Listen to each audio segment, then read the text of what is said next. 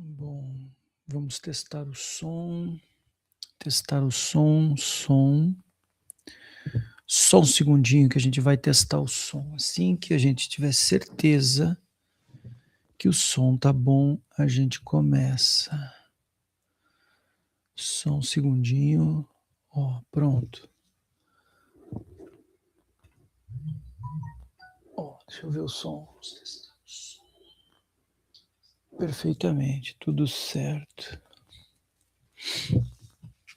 Tudo certo, tudo certo. Bom, então hoje, na leitura de hoje, a gente vai começar o capítulo 5.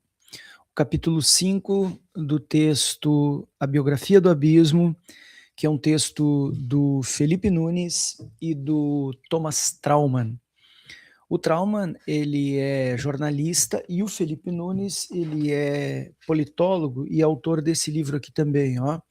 O Brasil no Espelho, Felipe Nunes, mostrando aqui no Instagram e mostrando aqui no TikTok também. Eu terminei a leitura do Brasil no Espelho, que é mais recente do que esse livro que a gente está lendo, inclusive aqui no Brasil no Espelho, o Felipe Nunes cita o Biografia do Abismo mais de uma vez, mostrando que lá, 2 anos antes, eles viam de uma forma e depois de uma nova pesquisa, que é a Brasil no Espelho, o Felipe Nunes atualiza muitas das impressões que ele tem sobre o Brasil, sobre a política e a sociedade brasileira. Então, logo, logo eu vou soltar uma resenha desse livro, porque ele é muito recente, ele não tem uma versão em PDF para a gente baixar. Se tem, pelo menos eu não consegui. Eu li ele físico e vou soltar uma resenha, acho que até o final de semana, tá bem? Então, de repente, você já terá visto essa resenha mesmo, tá bom? Bom, de toda forma, então hoje a gente vai iniciar o capítulo 5, são 7 capítulos ao todo, a gente já leu 4, de ponta a ponta, até agora viemos fazendo uma leitura de orelha a orelha do livro, né, pontualmente. Porque é um livro interessante, é uma leitura leve, não é? Enfim, de uma abordagem assim, moderada, 2 ladistas, muitas vezes comparando o incomparável, e essas críticas a gente vai apontando justamente ao longo da leitura, tá bueno? Então vamos para a leitura. Muito obrigado para quem está vindo do chimarrão, muito obrigado para quem está indo para o chimarrão. A gente vai para a leitura, que afinal de contas esse é o escopo mesmo do canal, fazer leituras de fundo que contribuam numa compreensão mais clarividente, mais concreta da realidade que nos cerca. Essas leituras ajudam demais. Essa leitura, a gente saiu agora do capítulo 4, que tentava enxergar como é que o Brasil saiu das urnas, e é muito interessante, porque a gente entender como o Brasil saiu das urnas lá de 2022 indica muito de como nós vamos entrar nas urnas agora em outubro de 26, daqui a menos de 9 meses, como a gente sabe. E esse capítulo aqui, o capítulo 5, ele contém um argumento muito interessante dos autores. O argumento de que há uma polarização, que para nós sabemos, sempre estou fazendo um disclaimer no início de toda a leitura e ao longo dela às vezes. A ideia de polarização para nós, ela é uma polarização eleitoral. Tá? A polarização é uma expressão eleitoral de uma luta de classes que é mais profunda e constante, não é nenhuma novidade.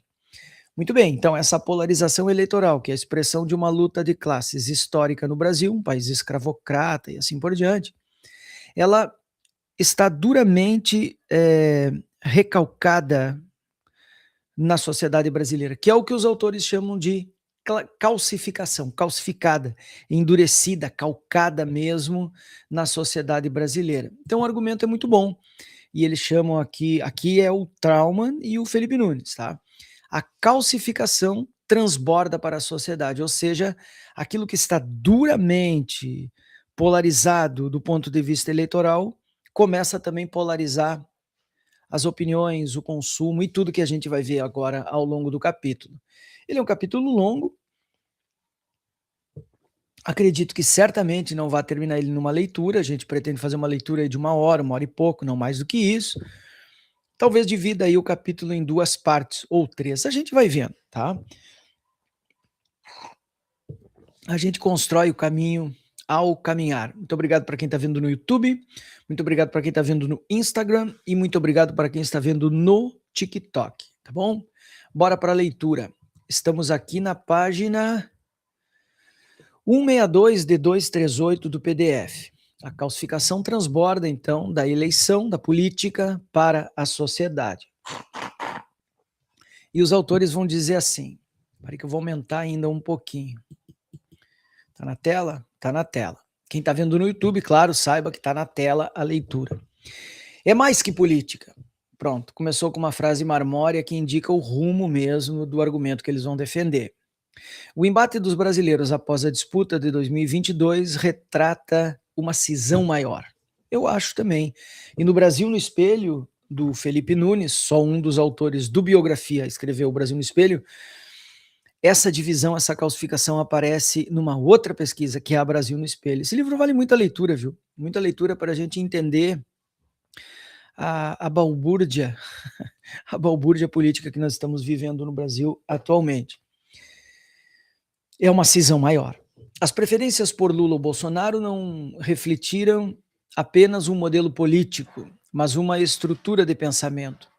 Lulistas e bolsonaristas acreditam em um país tão diferente do que o outro defende, que é como se vivessem em sociedades opostas. E o mais difícil é tentar conviver dentro da mesma sociedade. E isso também os autores aqui vão acertando.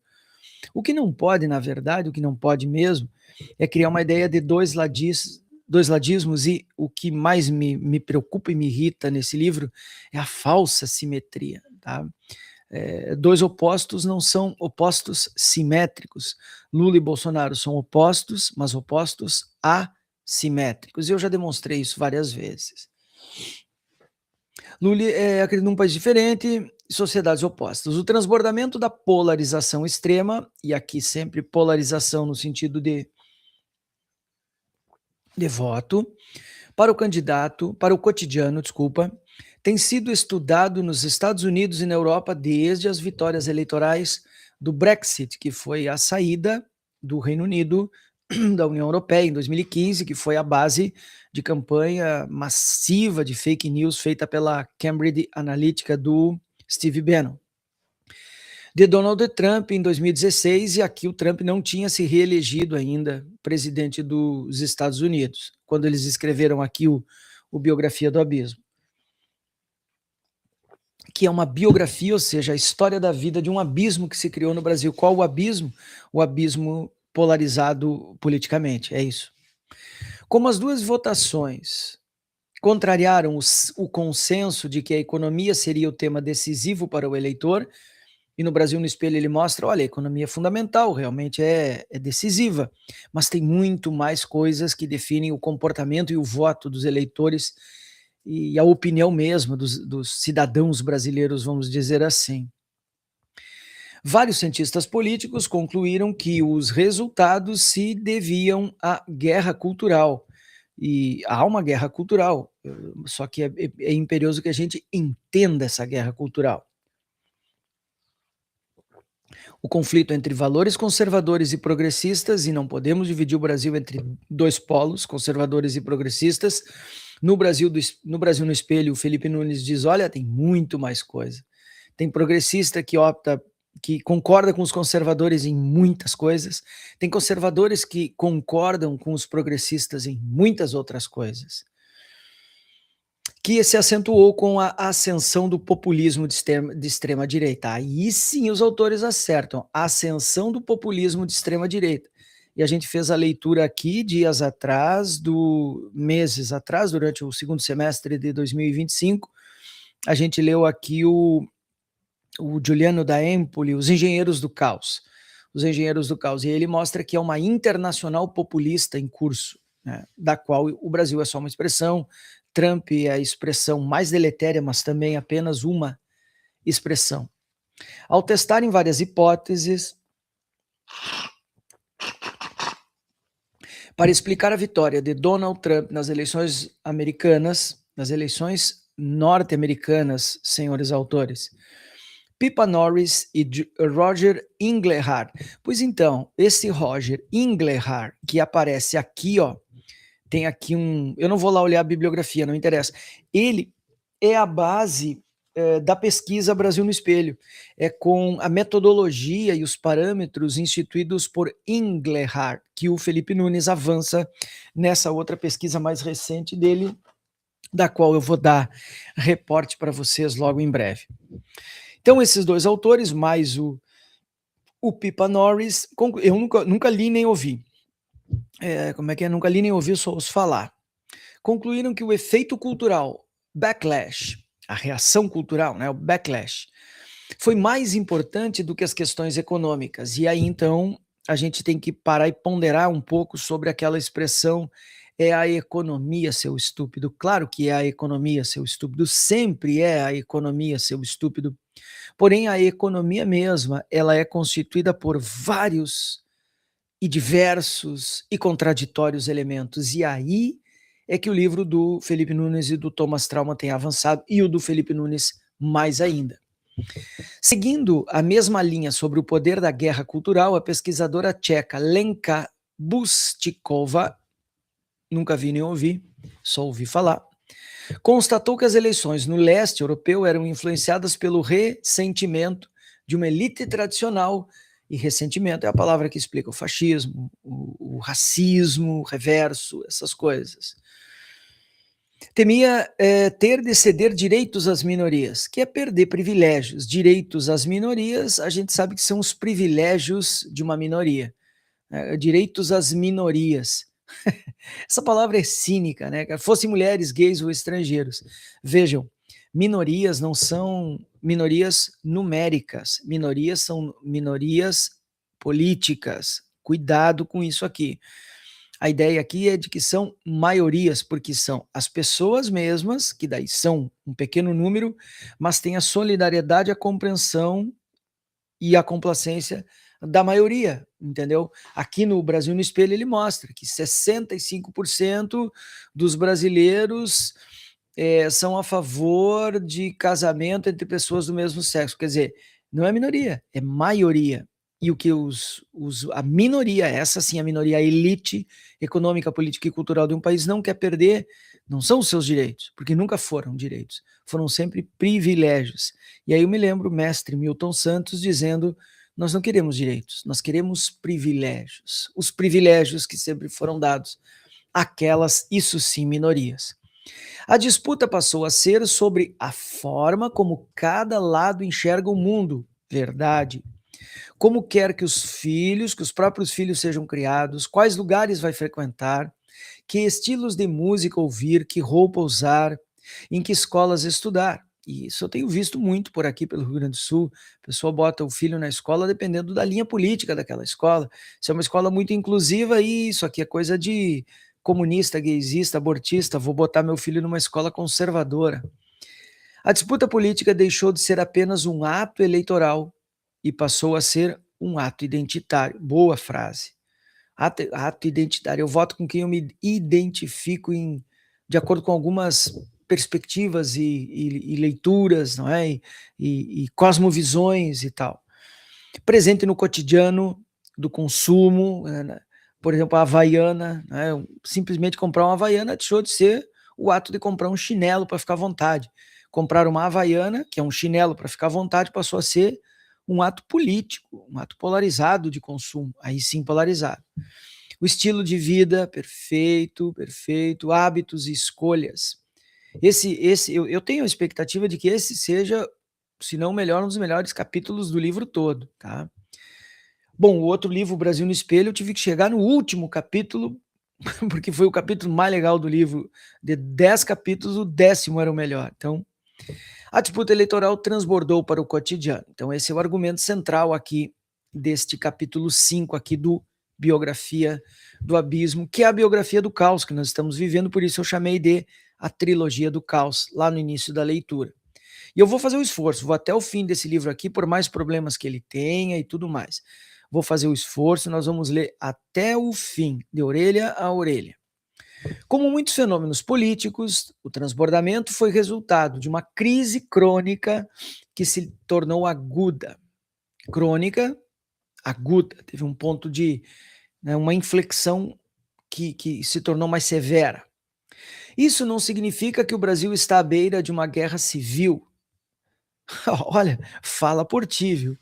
Entre quem escolheu Lula e quem escolheu Bolsonaro. Do ponto de vista do Bolsonaro, sim, eles matam, eles andam armados, eles atiram. A gente sabe, a gente vê todo dia no noticiário.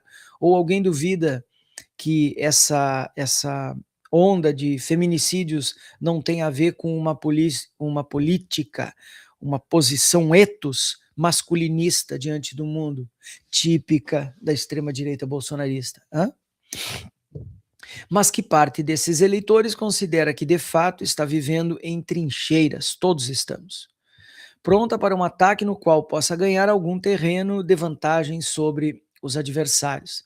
É uma disputa que se trava nos elevadores, nas salas de jantar e nos estádios, verdade. Um processo no qual ter votado em Lula implica necessariamente defender com vigor mais direitos às minorias, mais gastos públicos sociais em universidade, saúde, segurança, é uma coisa que o governo tem que abraçar, embora não seja a atribuição do governo federal. O governo federal vai ter que trabalhar e militar dentro desse campo, não vai ter saída.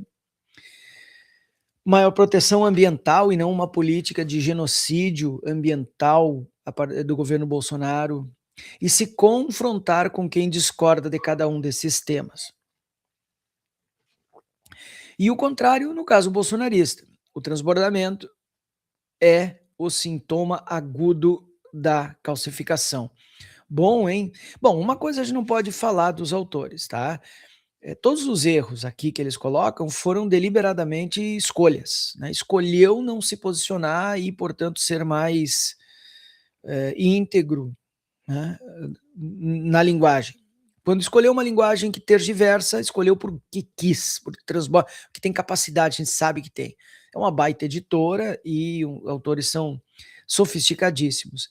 Então, volto, uma das coisas que não se pode criticar é o estilo da escrita. A escrita é maravilhosa. Você termina esse livro tendo acessado 300 páginas aí de um bom texto, de um texto muito bem escrito, muito bem curado. Isso é muito bom. Leitura não importa de que lado vem a leitura, é sempre leitura. O transbordamento, então eles não só começaram o parágrafo com uma frase marmórea, como estão terminando o parágrafo com uma mesma frase marmórea. O transbordamento é o sintoma agudo da calcificação. Conferência no som. Escrito muito bem curado. Isso é muito bom. Então, cara desconfiado sempre confere o som 2 ou 3 vezes ao longo da leitura. Não quero ter problemas com isso. Na sala de aula, olha que maravilha, ó. E esse aqui é o meu trabalho. Parte do meu trabalho é na sala de aula. Em fevereiro de 2023, o Brasil no Espelho, a pesquisa do outro livrinho, que é só de um dos autores do Biografia do Abismo, o Felipe Nunes, que saiu pela Globo Livros, a pesquisa dele terminou em dezembro de 23. E o livro foi lançado final de 25, meio de 25, não, antes eu acho, sei lá. O Brasil no Espelho, até nem sei, mas ele é bem novo. Eu vou dar uma olhadinha aqui para não ficar com essa dúvida. Cadê a ficha catalográfica do livro? Cadê a ficha catalográfica? Ah, tá, que eu vou enxergar. 25. O livro terminou em dezembro de 23, eles fizeram a curadoria dos dados em 24 e 25 lançaram o livro, que é o livro que eu vou trazer um reporte para vocês. Essa aqui, por exemplo, foi um pouquinho antes, não muito, viu? Aqui já tem dados de fevereiro de 23, portanto é um livro que, apesar de já datado, ele é muito recente. Estudantes do Centro Acadêmico, 11 de agosto, dá o grande Centro Acadêmico 11 de agosto, fizeram circular um abaixo assinado para impedir a professora Janaína Pascoal, que é a maluca do impeachment, não sei quanto que ela recebeu para criar aquela peça de impeachment contra a presidenta Dilma, mas foi ela, o Hélio Bicudo, que já partiu dessa para o inferno, e o Reale Júnior. Os três são os autores da peça que empichou, que deu um golpe jurídico-político na presidenta Dilma Rousseff. Então, impedia a professora Janaína Pascoal de voltar a dar aulas na tradicional Faculdade de Direito da Universidade de São Paulo.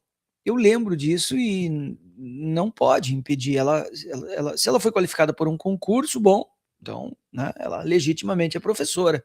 Não é porque ela pensa diferente ou é uma extremista, né, de direita que ela não possa dar aula. Não é uma questão de valor, é uma questão objetiva.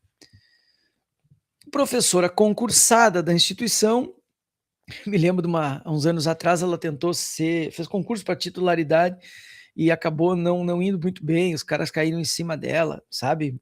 Pô, o cara que critica isso não sabe a concorrência que é a titularidade numa instituição como a USP. Pascoal foi coautora da peça jurídica que sustentou o impeachment da presidenta Dilma Rousseff em 2016. Apoiou a candidatura presidencial de Jair Bolsonaro desde cedo e foi eleita deputada estadual em 2018 com mais de 2 milhões de votos. No auge do bolsonarismo, Joyce Hasselmann, Alexandre Frota, Janaína Pascoal e toda essa caterva que a gente conhece. Abandonada pelo bolsonarismo, porque começou a contestar, e lá é uma seita, você não pode contestar absolutamente nada. Foi derrotada fragorosamente na eleição para o Senado em 2020. A ilusão deles, né, cara? Eles acharam que sozinhos iam conseguir alguma coisa. E havia marcado seu retorno à cátedra para depois do fim do mandato na Assembleia Legislativa em março de 2023. No texto, os estudantes acusavam Pascoal de ter abandonado os valores democráticos que devem permear a sala de aula da principal instituição de ensino jurídico do país. Claro que sim, a pessoa que adere ao bolsonarismo abandona valores democráticos, isso é uma obviedade, mas não é isso que pode impedir uma pessoa não estar lá. Direito administrativo é regra, meus caros, não é? Enfim.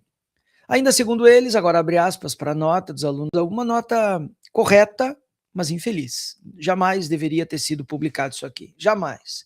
Não é uma questão subjetiva. Simples assim. Felizmente, a população de São Paulo anegou um mandato no Senado. Olha eles fazendo juízo aí. Ó. Por outro lado, a sua derrota na política possibilita um retorno às arcadas. Linguagem juridiquesa aqui, sapedante, ruim.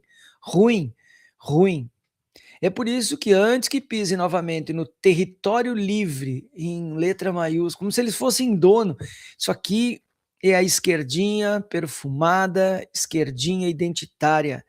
Cara, morte aos identitários. Território livre do Largo do São Francisco. Mas que território livre na USP? Mas da onde vocês tiraram isso, meus caras pálidas? Uma faculdade elitista até o talo, cara. Não, ridícula, vergonhosa essa nota. Eu nunca tinha lido isso aqui. Eu me lembro da nota, me lembro do movimento, me lembro de tudo, menos da nota propriamente. Não me lembro, não, acho que eu não li. Mas é um absurdo isso aqui. É passar vergonha no crédito essa nota. Queremos que saiba que não é mais bem-vinda, ok? Você pode dizer, olha, embora você volte, porque não é uma questão subjetiva, é uma questão objetiva, seja que você não é bem-vinda por parte dos alunos. Massa, isso sim pode dizer. Hoje a Faculdade de Direito da USP, ainda nota dos alunos, hein? Hoje a Faculdade de Direito da USP é dos alunos negros e pobres, só que não, né, cara? Pode ser que até eles tenham acessado mais em comparação com tempos pretéritos, mas a gente sabe que ela é um dos lugares mais elitistas ainda do ensino universitário brasileiro. Hoje, a universidade pertence aos defensores da democracia, mais ou menos, não aos seus detratores. Que nota ridícula. É exatamente por isso que você não cabe mais aqui. Você, meus caros, ela é uma professora, ela é uma autoridade, ela não é você, ela não é você. Ela não é uma pessoa que você sai para tomar cerveja. As nossas salas, nossas, olha aí, ó, olha o identitário aqui, ó, tá? As nossas salas, burguesinho, sabe, uma notinha pequeno burguesa, apenas isso.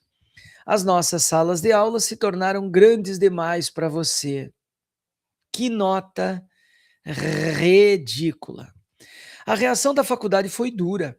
Mesmo professores que ostensivamente discordavam de Pascoal defenderam seu retorno. Exatamente o que eu estou fazendo aqui. querer proibir que um professor reassuma sua docência, especialmente pelo fato desse docente professar ideias com as quais discordamos, para além de ferir as liberdades constitucionais, exato. É um desrespeito à história de pluralidade que marca o Largo do São Francisco, escreveu o professor Floriano de Azevedo Marques Neto, então diretor da escola, e eu não tenho nada que ver, sou professor de outra instituição, de outra carreira, a minha carreira é federal, a USP é estadual, concordo plenamente. Se fosse assinado a me solidarizar com se fosse acessado e instado a me solidarizar com a nota, eu teria concordado. A reação abortou a ação estudantil e em 21 de março, Pascoal retornou às aulas como professora substituta da disciplina Teoria Geral do Direito Penal 1 do terceiro semestre.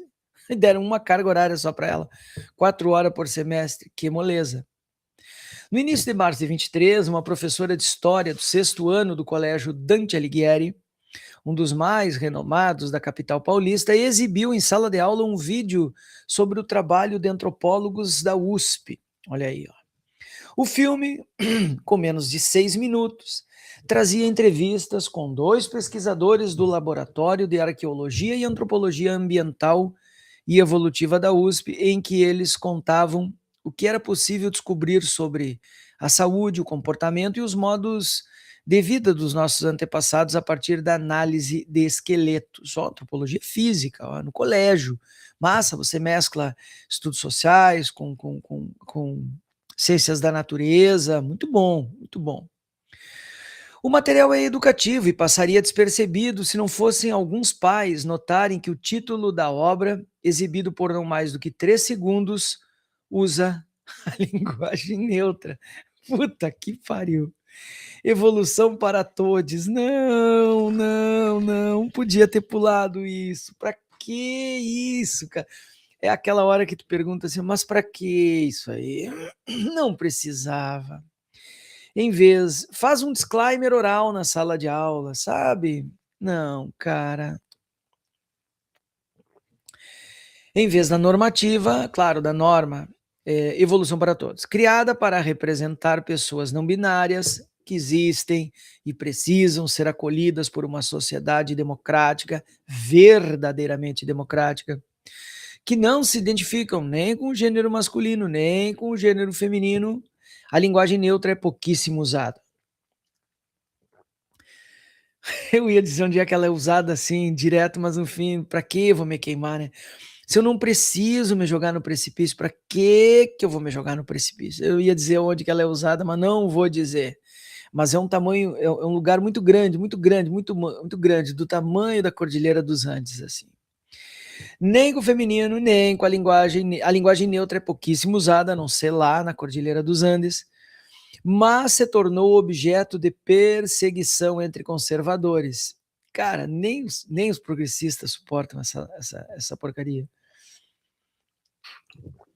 Eu vou fazer uma não devia, mas eu tô louco para ler aqui o livro da Madeleine Laxco.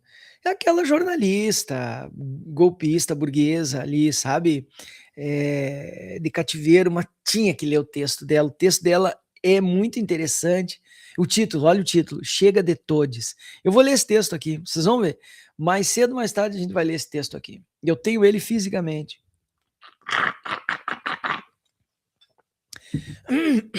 Os pais de muitos alunos do Dante se enfureceram. Imagina. Acusaram a professora e a escola de estarem incutindo, daqui um pouco vão querer usar todos o mesmo banheiro, o uso de linguagem neutra em crianças de 11 anos, numa tentativa de impor a ideologia de gênero. Aqui ele deveria, sei lá, que ideologia de gênero é uma criação da extrema-direita. E deturpar o uso da língua portuguesa. Porque deturpa, por uma razão nobre, por uma razão boa, mas deturpa. Algumas famílias ameaçaram tirar os filhos da escola. Pressionado, o Dante Alighieri pediu desculpas em uma nota para os pais de estudantes de todas as turmas. Lamentamos o ocorrido, uma vez que o canal em questão apresenta um tratamento editorial de linguagem que não tem correspondência com o padrão de uso de linguagem adotado institucionalmente pelo colégio, escreveu a escola. Olha, cara, isso não é nenhum problema, sabe? Se o filme tem, o que importa é o conteúdo, o resto do filme é bom, é bom. Faça um disclaimer, diga para os alunos, olha, no início do filme a professora alertou que aquilo é apenas uma expressão de uma tentativa de tornar o gênero... não adianta, né? Com a extrema-direita não adianta. Quando o caso veio a público, o colégio tentou inutilmente se equilibrar entre a compreensão com a revolta de parte dos pais e a oposição de outras famílias ao que parecia uma tentativa de censura. Ó, aí, ó, do outro lado. Porque não tinha problema nenhum, porque não tem problema nenhum o filme ter um título em linguagem neutra. Não tem, alerta falando, ó, galera, isso aqui é linguagem neutra, tá? Tem gente que usa essa linguagem e defende que ela é correta e necessária. Mas ela não está de acordo com o padrão da norma culta. Ponto. Bora pro filme. Deu pra bola, não tem discussão. Aos jornais, pais contrários à nota acusaram a escola de se curvar a reivindicações de base preconceituosa e discriminatória, o que não é, e de ter perdido a oportunidade de, a partir do debate sobre a linguagem neutra, colocar em discussão, junto às alunas e aos alunos, as questões centrais de pessoas trans e não binárias que possuem seus direitos básicos e constitucionais negados diariamente. Isso sim é o que importa. Não importa se vão me chamar de ele, ela ou elo. O que importa é que eu tenha segurança quando eu ando na rua, ter a garantia de não ser assassinado pela simples condição de gênero, que eu tenha saúde, né, que eu tenha assistência, é isso. Em todas as esferas, né, que constitucionalmente negado em todas as esferas da sociedade brasileira. O episódio é apenas a ponta de um iceberg, correto, que representa como a sala de aula é a continuação dos embates de arena pública. Se, como já exposto, as escolhas políticas se transformaram em identidade, sim, aqui é parte do argumento deles, ó. Escolhas políticas se transformaram em identidade. Elas passaram a influenciar todas as escolhas e ações na vida de cada indivíduo. Verdade. Votar em A ou B... Não, aqui eles estão sendo tendenciosos. Por que B é B de Bolsonaro e A é A de Alckmin? Por que não é L ou B? Entendeu? Tu começa a enxergar chifre em cabeça de cavalo, entende? Passou a ser também uma forma de reforçar como cada família escolhe a escola dos filhos. O telejornal que assiste à noite. Outro detalhe aqui do Brasil no Espelho. Mostra que é geracional a diferença entre o meio que você se informa. E quem mais se informa por jornais, rádio e televisão, que são mídias genéricas, que a gente criticou a vida inteira, né, cara, são os mais bem informados sobre o país. Isso também é impressionante. O telejornal que assiste à noite é uma rede de hambúrguer que escolhe para jantar de sábado. Só não escolhe aquela de madeira, né? Porque aquela é golpista bolsonarista. Em Goiás, o deputado federal bolsonarista Gustavo Gayer, que está aí na caminhada do Forrest Gump golpista, conseguiu que no início de 23 a Universidade de Rio Verde retirasse da sua lista de leituras requeridas para o vestibular o premiado romance Eu Receberia as Piores Notícias dos Seus Lindos Lábios, de Marçal Aquino, fato que eu desconhecia completamente. Eu não sabia nem que isso tinha acontecido, ficou restrito, pelo menos na minha bolha não chegou, não conheço o texto e não conheço o autor. Eu receberia as piores notícias dos seus lindos lábios, de Marçal Aquino. O título é bom, hein, cara?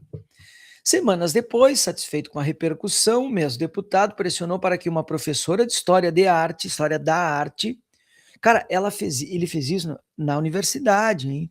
Na lista de livros para o vestibular. Agora ele está se intrometendo numa questão constitucional, que é a liberdade de cátedra dos docentes. Professora de História da Arte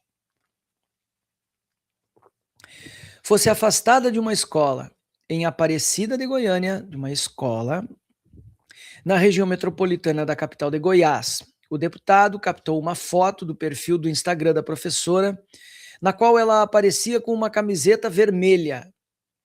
Começou errado. Com a frase: seja marginal, seja herói. Puta que pariu. A frase é boa. A frase é boa, hein, ó. Tchê, eu sou um marginal. Eu tenho pensado muito sobre o quanto eu sou um outsider. Em tudo na minha vida eu sou um outsider. Sempre fui, faz parte da minha personalidade, me constitui como ser humano, como intelectual, tudo que vocês imaginam. E outsider, leia-se marginal, claro, tá? Que é o sentido que tá aqui. Aquele que não vai no gado, sabe? Aquele que anda meio à margem. Seja marginal, seja herói. De uma obra do artista. Bom, e ainda tinha referência, cara, é do Hélio Oiticica. Professora de história com look petista em sala de aula. Que merda. Escreveu o político. A professora foi demitida por telefone. Eu comprei essa semana o livro. Eu vou misturar algumas coisas, tá? Vocês me perdoem. Eu comecei há uns meses atrás, nessa retomada de leituras que fizemos por aqui. Pega o Conto de Aia, por exemplo, eu li sem comentar, eu só li. Mas aí eu não gostei muito, eu prefiro ler, eu devia ter. Aí me arrependo, né, cara? Eu devia ter comentado mais, eu devia ter comentado mais, interferido mais, sabe? E porque é a graça, cara, da leitura, sabe? Mas eu quis que fosse tratado como um podcast. Ilusão minha, ninguém vai tratar como podcast. Isso aqui, esse conteúdo aqui é personalíssimo, tá?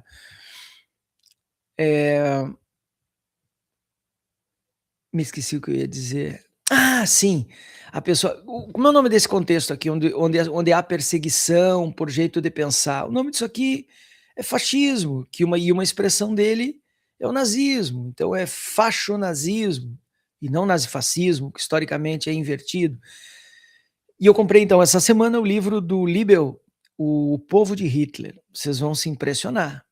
Vocês vão se impressionar. Eu li várias críticas e aí finalmente comprei caro. Caro como lagramputa, como dizia meu pai, mas comprei. Mostra como que a Alemanha se nazificou. E para que eu quero ler isso? Para entender como é que nós nos nazificamos, tá vendo? Porque foi o que aconteceu. Nós nos nazificamos. Desde 2014, quando o vereador Carlos Bolsonaro, que já não é mais vereador agora, abdicou do cargo, e o deputado estadual Flávio Bolsonaro, que virou senador já em 18, aqui tá, é que ele está se referindo a 14, tá? O Flávio virou senador em 8, inclusive ele vai para a eleição agora, né? Por isso que ele vai ser candidato a presidente. Assinaram os projetos Escola Sem Partido. Eu escrevi um artigo há uns 5, 6, 7 anos atrás sobre Escola Sem Partido, que é uma graça. Esses dias eu olhei para ele de volta e achei muito bom, muito bom. Eu fiz um mapeamento há 7 anos dos projetos Escola Sem Partido na Câmara. Foi um belo trabalho meu, tá? Parabéns para mim mesmo. Porque normalmente a gente olha para o que escreveu e sente vontade de interceder, de modificar, e sente às vezes até vergonha do que escreveu. Nesse caso, não. Há outros sim, mas nesse caso, não. De intervenção dos materiais escolares. A educação virou uma frente de guerra entre direita e esquerda no Brasil. A educação, sim.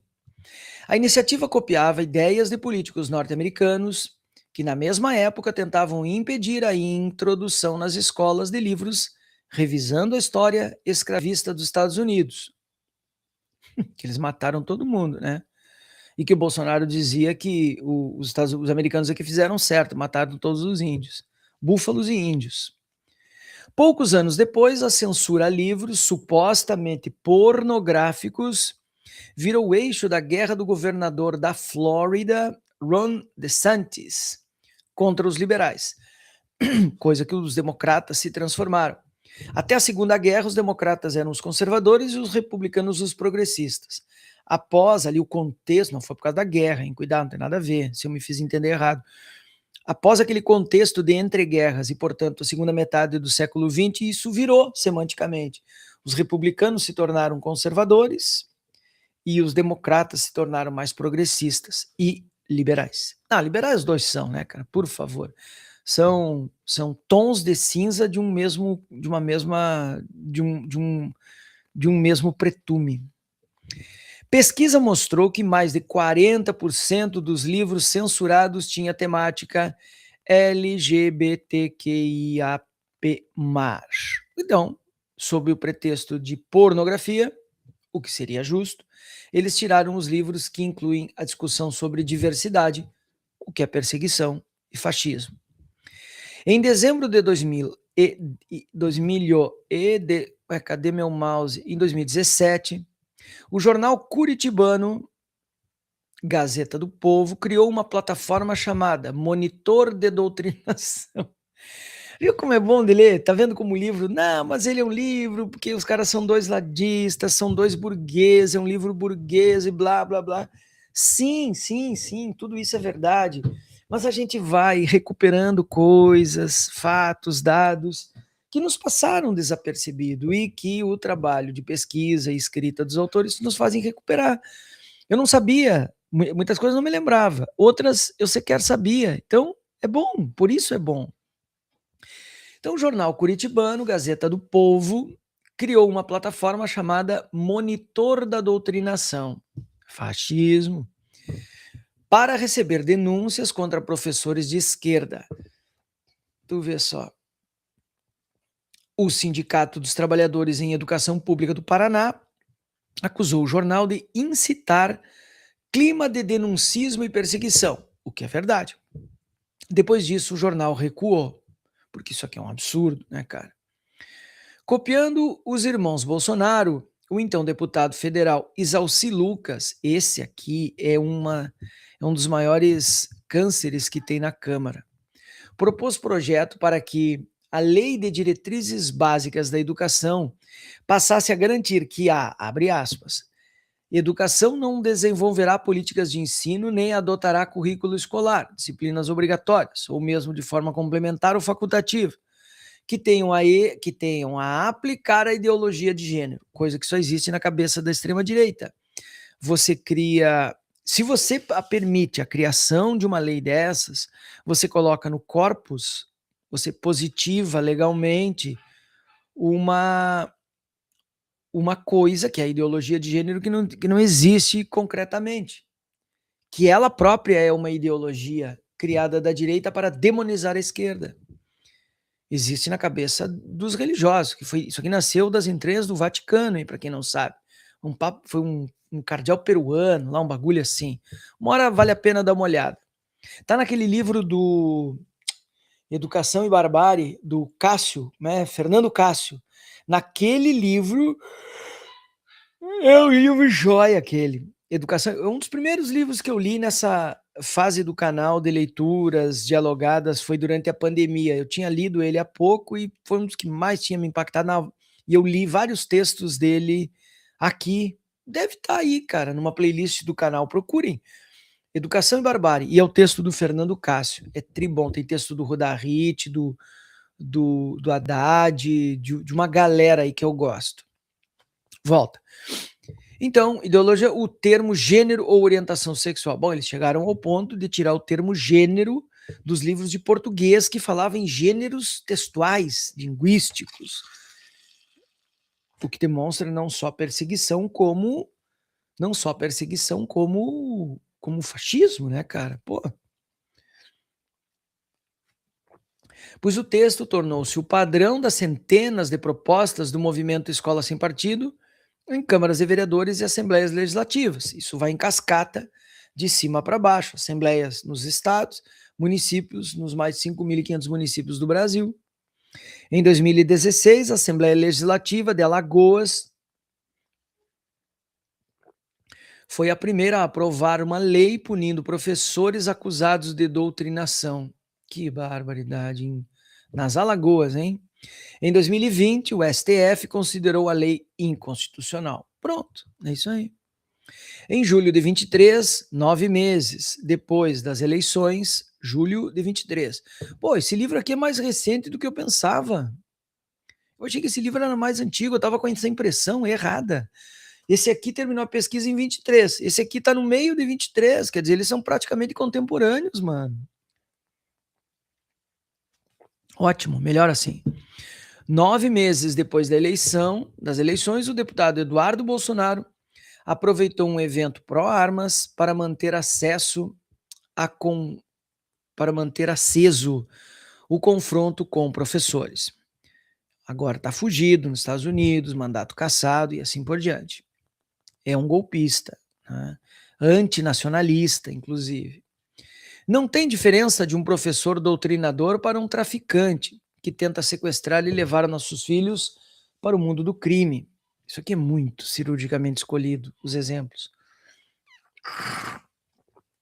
Talvez até o professor doutrinador seja ainda pior. Caramba, hein, cara? A tentativa de demonizar os professores, hein? Porque ele vai causar discórdia dentro da sua casa, exagerando a opressão em todo tipo de relação. Fala que o pai oprime a mãe. A mãe oprime o filho e aquela instituição chamada família tem que ser destruída, discursou. Mano, que horror. O educador Paulo Freire, o comunista preferido deles, que nasceu em 1921 e morreu em 97, virou o ícone da disputa esquerda-direita na educação. Criador de um modelo de alfabetização de adultos nos anos 1960, com o uso da linguagem do cotidiano, Freire colaborou com o governo João Goulart, deposto pela ditadura. Foi exilado pelo regime militar e ajudou a fundar o PT em 1980. Pô, um currículo que não dá para a direita gostar mesmo, né? Vamos combinar. Ele é o demônio em pessoa. Em 2012, no governo Dilma, Freire foi declarado patrono da educação brasileira, o que ele sempre já era de fato e virou de direito. O título foi cassado por Bolsonaro, que definiu o educador como energúmeno. Oh, graças a Deus, esse cara tá na papudinha agora, mano. O título foi cassado pelo Bolsonaro. Ele cassou o título de patrono da educação. É um energúmeno. E olha que de energumenice o Bolsonaro entende. Se é que vocês me entendem. Para reforçar seus laços com os eleitores bolsonaristas, em março de 2023, o governador de São Paulo, Tarcísio de Freitas, que agora não foi visitar o Bolsonaro, porque o Bolsonaro, essa semana, ia dizer para ele não ser candidato, e ele, então não vou te visitar, né? Tu vai dizer o que eu não quero ouvir, e meteu um vamos se falando, né? Anunciou que iria mudar o nome de uma futura estação de metrô na capital paulista, na Avenida Educador Paulo Freire, próximo à rodovia Fernão Dias, um bandeirante, portanto um genocida. O nome inicial da estação seria o de Freire e foi trocado pelo do bandeirante. Nada mais digno de um governo desses. O episódio repete com sinais trocados a decisão da Universidade Estadual de Campinas, a Unicamp, de cassar em 2021 o título honoris causa concedido ao ministro da ditadura Jarbas Passarinho. Tá vendo? É nessas horas que dá vontade de pegar o livro, enfiar no rabo, de parar a leitura, mandar tomar no rabo. Cara, tá vendo? Aqui, deixa eu ver quanto falta de leitura. Eu tô na página 171, ó. Isso aqui é um crime. Os autores escreverem isso aqui é criminoso. Eu vou explicar. Deixa eu só ver quanto que nós temos pela frente ainda dele. Ah, tá terminando. Justamente aqui, então, eu vou explicar. Venham comigo, olha aqui. Esse episódio, de trocar o nome de Freire, um educador, um humanista, é certo que era um homem de esquerda, exilado pela ditadura, pelo de um bandeirante, portanto, um invasor, um genocida, um corrupto, porque houve os bandeirantes era corrupção, porque você se apropriava do que não era seu e tal, não havia noção de público, nada disso. Ok, muito bem. Aí os caras botam assim, o episódio repete, aí botam assim, ó, com sinais trocados.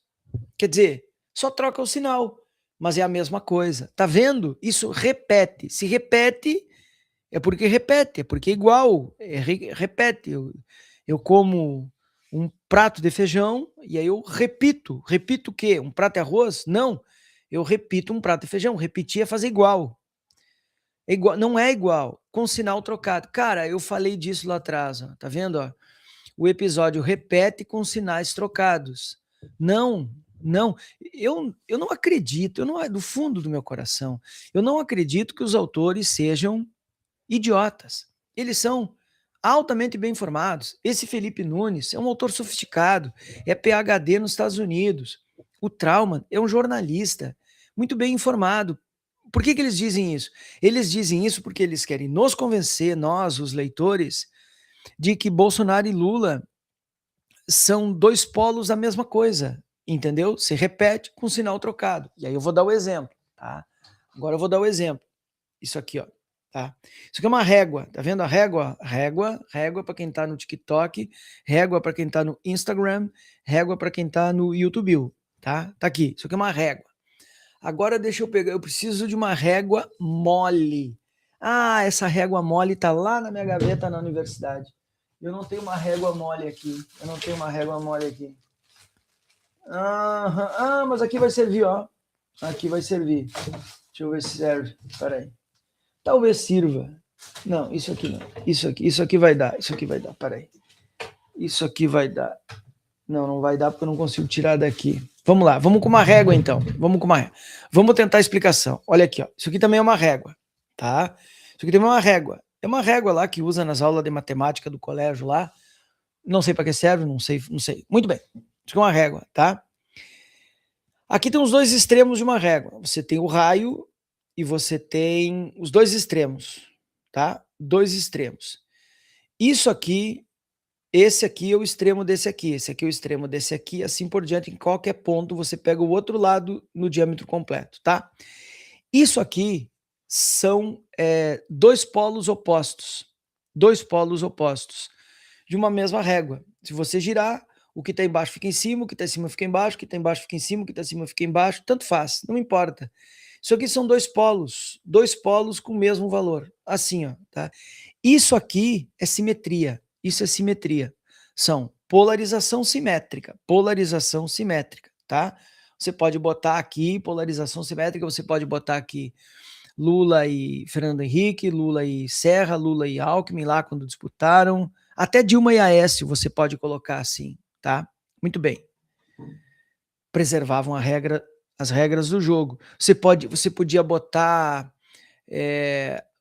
as eleições norte-americanas antes do ingresso do Donald Trump nas eleições. Até ali, muito bem. Lula e Bolsonaro são outro tipo de régua. Eles são opostos. Se Lula está aqui, Bolsonaro está aqui. Se Bolsonaro está aqui, Lula está aqui. Você que escolhe. No entanto, é assim. De um lado, é máxima civilização. De outro lado, é mínima civilização, mínimo humanismo. É fascismo. Então, eles são opostos. Lula e Bolsonaro são opostos. Eles são sinais trocados. Né? Sinais trocados. Só que quando você troca, você tem que virar. Porque Lula sempre estará no máximo da civilização. É um democrata burguês, é uma social-democracia, é um governo de economia com corte keynesiano, ok? Tudo isso é verdade, eu sei disso. Mas ainda assim, Lula é um democrata, no melhor sentido do termo. Bolsonaro não, Bolsonaro é incivilizado, Bolsonaro é barbárie. Portanto, quando você bota essa frase aqui, né, quando você diz isso aqui, o episódio repete. Bom, repete. Mas ele não pode botar apenas com sinais trocados, mas com valores completamente invertidos.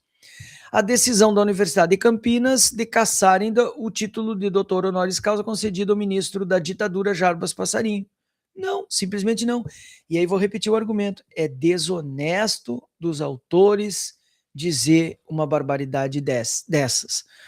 Lá, o que queriam fazer, o que o Tarcísio queria fazer, era tirar o nome de um democrata humanista para colocar o nome de um genocida corrupto, de um bárbaro. Aqui, o que se fez foi tirar o nome de um genocida bárbaro para talvez colocar um nome que represente valores mais humanos e democráticos. Portanto, não é uma repetição, apenas com sinal trocado. É a inversão completa dos valores. E esse aqui está na página, deixa eu ver aqui, está na página 171, só podia, né, cara? É um estelionato intelectual que os autores fazem na página 171. É a coisa mais ruim, não existe, mas eu vou dizer, é a coisa verdadeiramente ruim desse livro aqui. É o doisladismo, é a falsa simetria que o tempo todo os autores tentam causar e que não corresponde à realidade. Isso para parecer neutro, para parecer equilibradinho, para ser lido tanto por um, tanto por outro, é uma estratégia de venda. Não acredito que eles não saibam disso. Não acredito que eles não saibam disso. Eles são muito, muito sofisticados, muito inteligentes para ter falado isso sem saber que está dizendo um absurdo, sem saber que está proporcionando um estelionato na cabeça do leitor. A pesquisa genial Quest, que é do Felipe Nunes, este aqui, o que depois escreveu O Brasil no Espelho, ele que é dono da Genial Quest, o Trauman é jornalista, vocês veem na Globo News, só podia, né? Vocês veem ele, tá? De dezembro de 22, aí depois da eleição, notem, mostra a evolução da intolerância política nas escolas. Olha que interessante, Parei que o TikTok quer verificar se eu sou um ser humano. Parei um pouquinho.